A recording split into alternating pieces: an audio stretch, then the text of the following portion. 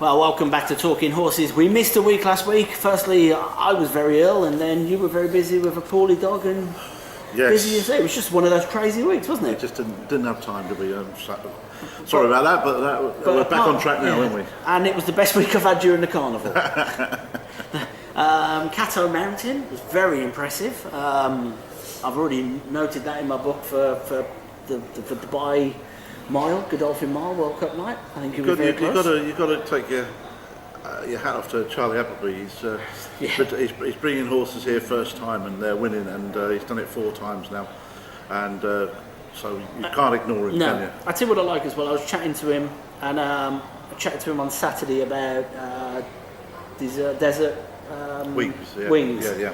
And before racing, I'll be honest, I'd already backed it, but before racing I said, desert wings a good thing for tonight?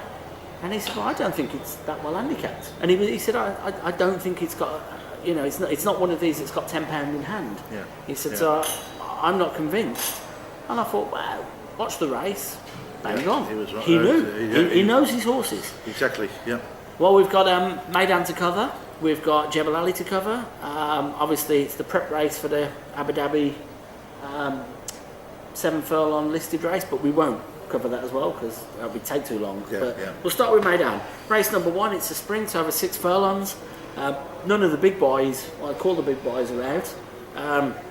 Well, Mike de Kock's got one. No, I'm on about the horses of the sprinters. Oh, right. No, they've ignored this one. If Refuge, I always wonder if Refuge had got a rating of 105 instead of 106, whether it would have come to this off top weight. Do you know why they ignore this race though? Because it's in between. No, it's on the Tapeta, so they're coming around 2 bends. Yeah, but the 6 furlong, I'm on about the 6 furlong races. You've got the 6 furlong last week, or United Colours. Yeah, but you've got some brilliant horses in there. You've got you had a straight 6 on the grass. Yeah. I think they're realising that that's the place to run. But there's no straight 6s in the carnival this year. No, but that's the place to run, that race course. The grass track is much better. I think that's why some of them are being a bit guarded about this 6, maybe, and they're going for 7s, maybe. Yeah, but there's no 6 furlong sprints on the turf. I looked at that. During the carnival, it's pretty much all 5 furlong sprints on the turf. What I'm saying to you is then maybe ignore the 6 furlongs because it's straight into 2 bends. Yeah. And having a 7 furlong race instead. In 2 furlong, okay. I don't know. Well, I might be wrong, but that's what I get the idea of. At the moment, I wouldn't see any of these running on World Cup night. Am I wrong? Can any improve? Which one would you go for? Well, this just mentioned that there are 7,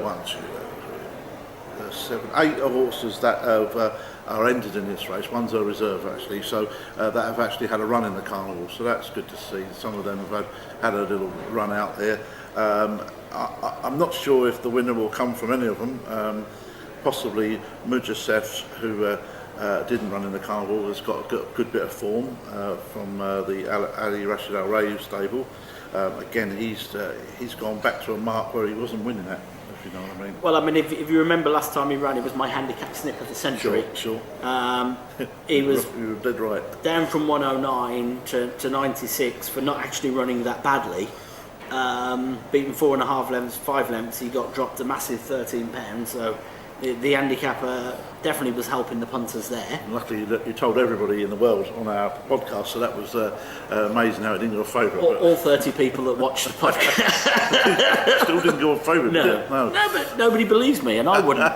But he went off a nice price, and for a handicap snip, he's only gone up £4 for that. He's still £9 in at the start of the season, and he was 4.5 lengths behind Russian Rock, who is a Jebel Ali specialist.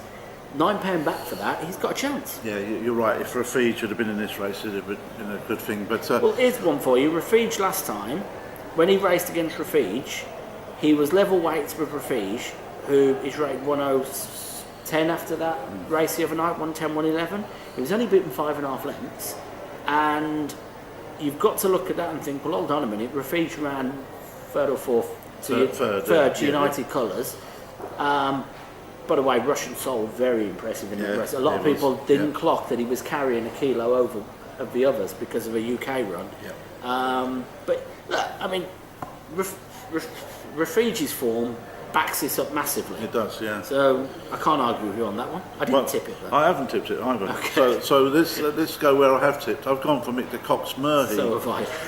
Now, why have you gone for that? I'll tell you why I've gone for it, because it's got some great figures from Grade 1 race, Grade 2 race, third and first in the Grade 2, third in the Grade 1.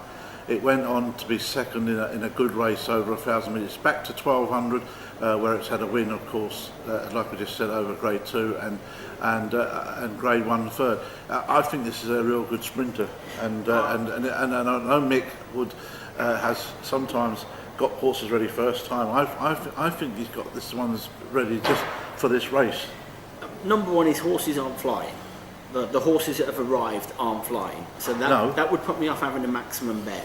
One of the reasons I like this, it's got form over 5, which on a two-turn track where we've got to turn twice, it's got a great draw.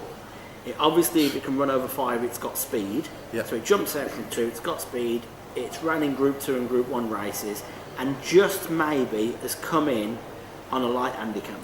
Maybe it's a 108, 109 horse off 105. I like one of its comments in running here when it was first in the Grade 2 over 1,200 at Greyville.